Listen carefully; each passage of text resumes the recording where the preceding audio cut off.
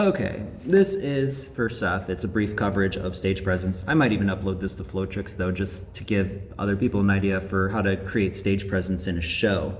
I think the most important thing you want to think about is not necessarily what techniques do I know, but how do I present the techniques in a way that engages the crowd? And you're going to start thinking of your techniques more like words, where you don't necessarily want to give them all of it all at once. Otherwise, you have nothing left to say. It would just be like if you gave away the ending to a movie. So you want to start thinking about how your body language and how your techniques all combine together to create your story, your show, whatever you want to call it. But there are some things, especially if we're talking about ninja type stuff, if we're talking about martial arts influenced flow arts, that I think will be helpful.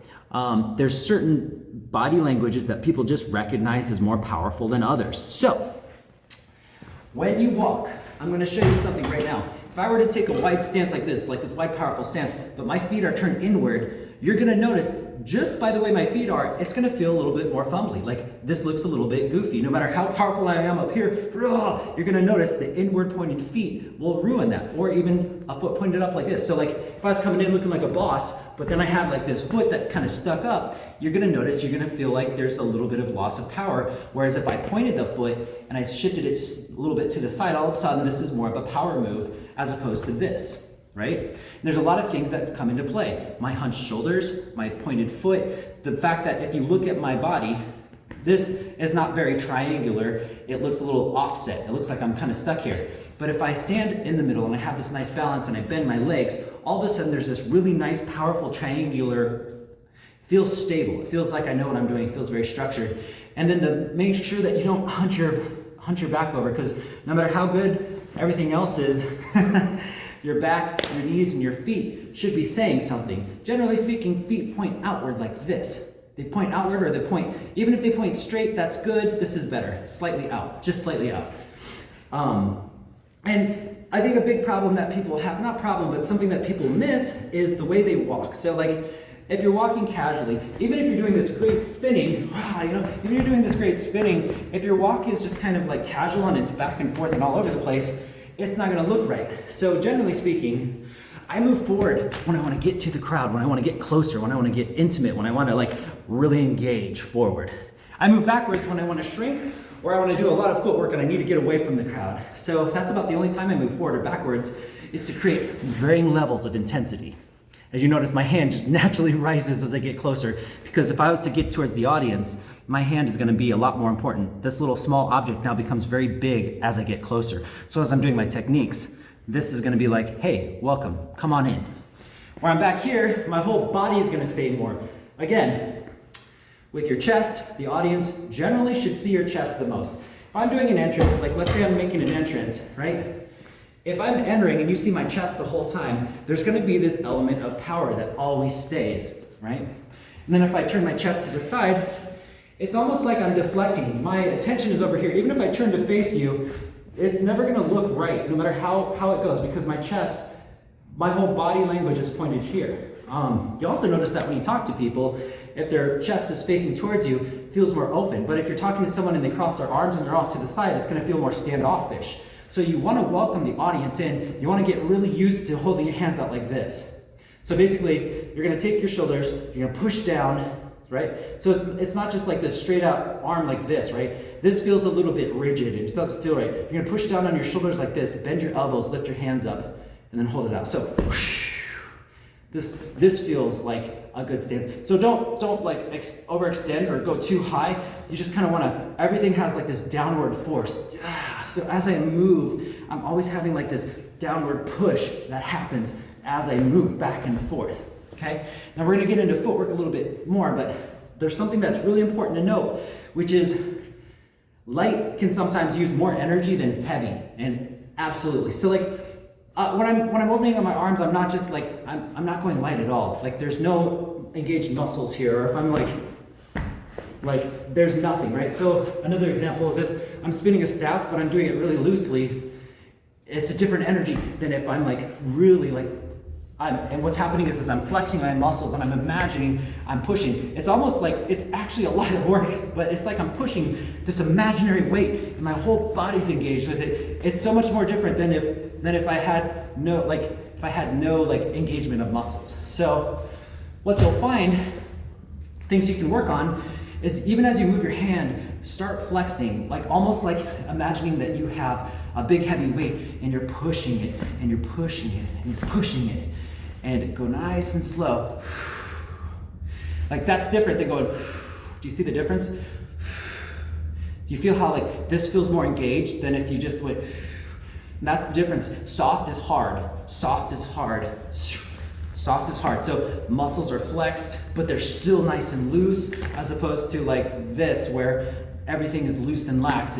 It loses its content. So if you want to be intense, you want to make sure that you engage those muscles, even more so, sometimes more so than when you're going fast.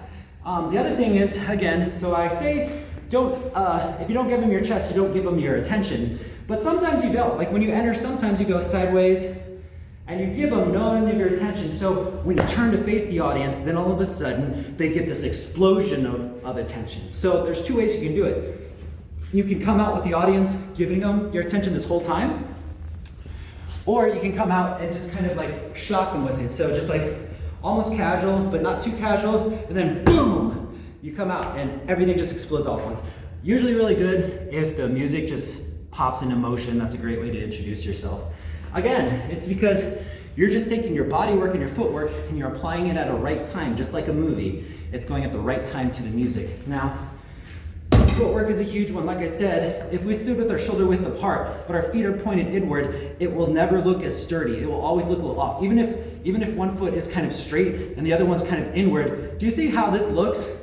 Doesn't matter like what I do up here, it's still not gonna look as, it's not gonna look as wide or as balanced as if I learned how to like move with this very strong triangular base.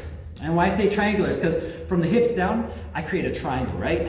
Now, this alone is okay, but the thing about anything is as the audience sees something, they get used to it. So if I stood here like this the whole time, it'd be fine, but eventually this looks a little bit static. So what you're gonna do is when your feet are shoulder width apart, as you're moving, you're gonna learn to put your shoulder right above your kneecap as you move. So now all of a sudden, there's this constant motion. And what happens, do you notice how my foot extends and my toe points like this? This is really good. So first my feet are pointed outward, but as I move back and forth, you're gonna notice my shoulder just kind of moves over to the knee, which bends, and it almost looks like there's a stick coming from my shoulder to my knee, and the other one extends forward like this. Do not, again, if you point your toes and it goes upwards, this looks a little bit different. It looks more like yee-haw, but then if we go stand like this and I point the toe, it's different. So as I move back and forth, just make sure you mostly pivot with your toes. You can even lift up your foot like this. See how that works? So like even if we get low, what's happening here is my foot starts to position itself forward and down. So that is a good stable way to do it. So again, if you're doing this triangular base, don't just keep it still. Learn to move, and do you notice how I don't move forward? So again, if I move forward with my chest, it's gonna look like this. You lose your presence once again. You wanna keep your stomach and your chest straight.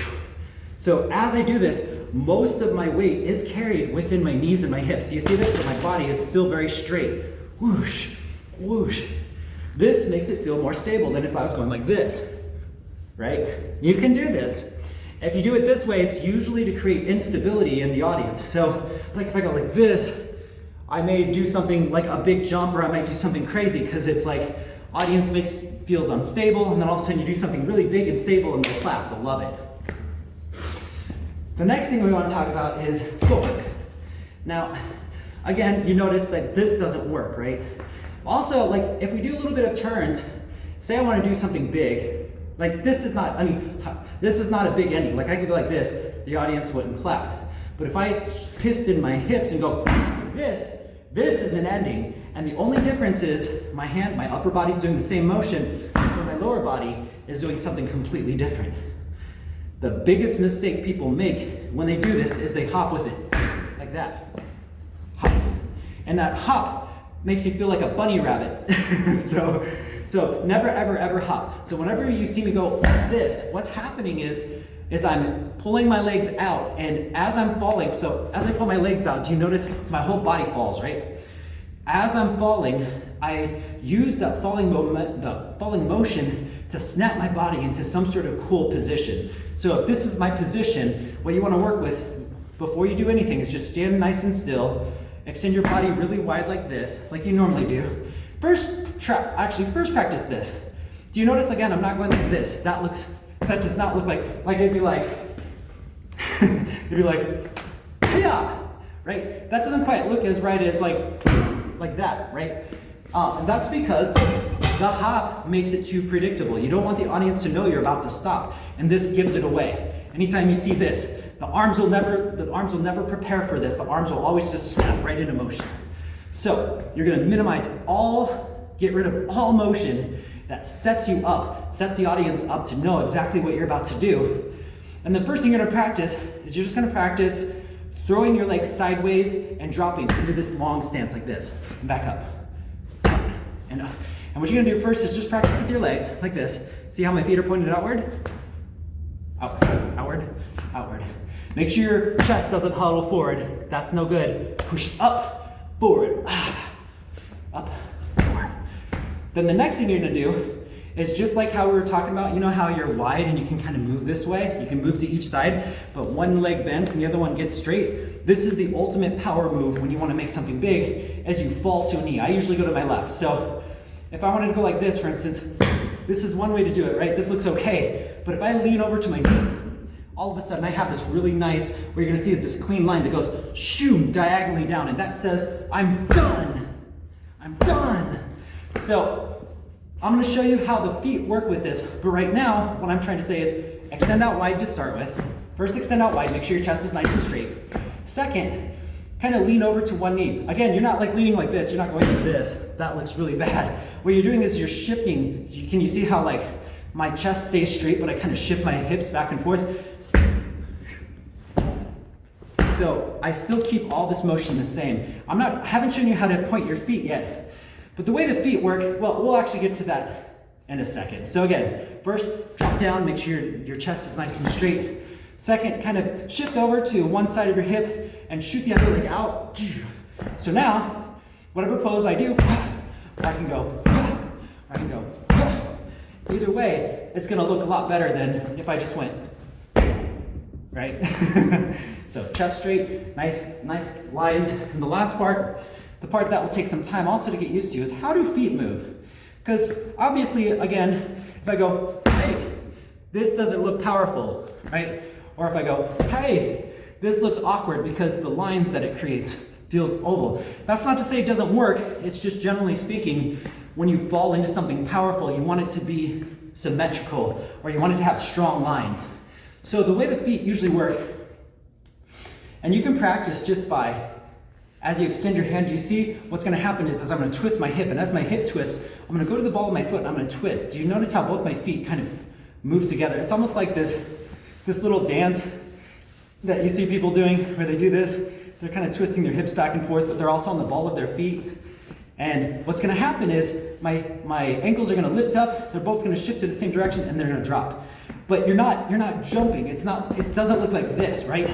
You're not slaloming, because we're doing that drop. So in this way, if I'm shifting to this foot, both my feet are also gonna point. If you notice, both my feet point this direction. They both point that way. So to go like that, see? And vice versa too. So that's how I get the drop in it. So first, practice this, boom. Make sure you don't jump, don't go like this. Make sure your chest isn't forward. Make sure you're not looking down, look straight up, right? The second thing is you're gonna use your arms to create some sort of rhythm, some sort of motion, some sort of movement. Use your mirror to figure out how you wanna do this, right? And then the third is you're gonna work on pointing your feet. Again, the third one isn't necessary. Like you could go down while keeping your feet forward like this, but you'll notice it kind of loses some of the effect as opposed to if it was like this. This feels nice and stretched. The best way to do it actually is to point the other toe like this too, if you really want a big one. So you'd be like, shoo, shoo. And again, that's just working this part. And you can also just practice going like this. Hip, hip, hip, hip. And it's almost all in the butt right there, right? Kind of feels like a country song. But then the moment you start moving your your other body parts, it starts to make more sense. A lot of times I like to use an elbow with my free hand. Extensions work, but also elbows work too. Or, you see? And I'm flexing, I'm doing that downward push. Remember how I was talking about gravity flows downward? We're just trying to push down, whoosh. So you can kind of focus on that kind of motion. It's moving down, making all the gravity flow down. So the lesson of this is to be triangular, shoot yourself into the ground, feel rooted like you're a tree, and then have something big and wide and expressive. Now, there's a lot more, but if you added this to the flow that you already do, you will enhance it so much. So there may be a question of, well, Ken, your feet aren't always that wide, and that's true. Sometimes my feet are together. That's usually when I'm turning. So, like if I start to get like fast in the motions, you'll notice a lot of times my feet are moving together, but I almost always land or end up in that triangular stance. So even if I do my turns or whatever, my feet might be together, the moment I stop, I'm back out. So like you can go here and you can lean forward and you can bend your feet inward and all that jazz. I'm just saying, if you do that, end it in something strong, and the contrast of feeling like it's off balance and moving to something in balance is huge. It will definitely draw the crowd. The last thing I want to say is to save your tricks and to repeat your tricks. So if I were to go like, rah, rah, rah, yeah, buddy, woo, cool, but I never give the audience a chance to clap, they won't. They'll feel all this energy. So like, if I wanted to do this, for instance, I might go like this for a few times, might lift my hand up like, yeah, and then stop, you know? And then I'll look at the crowd and give them a second. And then I'll go back, rah, shoo, boom, boom, stop. Do you see that? Do you see that stomp? This was that stomp. See, I'm doing that exact same motion. I wait for a second, I look at the audience. I can even bring my hand out, give them that feeling. You just notice how I'm still downward, and then go back, rah, you know, shoo, shoo, shoo. And I might go one. I might start slowly, and then speeding it up, stop, and the crowd will go nuts. So it's not about doing a bunch of tricks sometimes. Sometimes it's about doing the same trick, but making it smaller, bigger, moving in space. So like you can speed it up, or even slow it down. You can do that too. Like if you're done with you're going super fast, and then all of a sudden we just go into like a slow part, right? The nice thing about the slow part is you're setting it up so once it goes fast again, you can just stop it with something crazy fast. And that contrast of speed, the audience will love. So hopefully this helps. These are big tips that I usually use in my performances. There's a ton more, but this is definitely a solid structure to start with.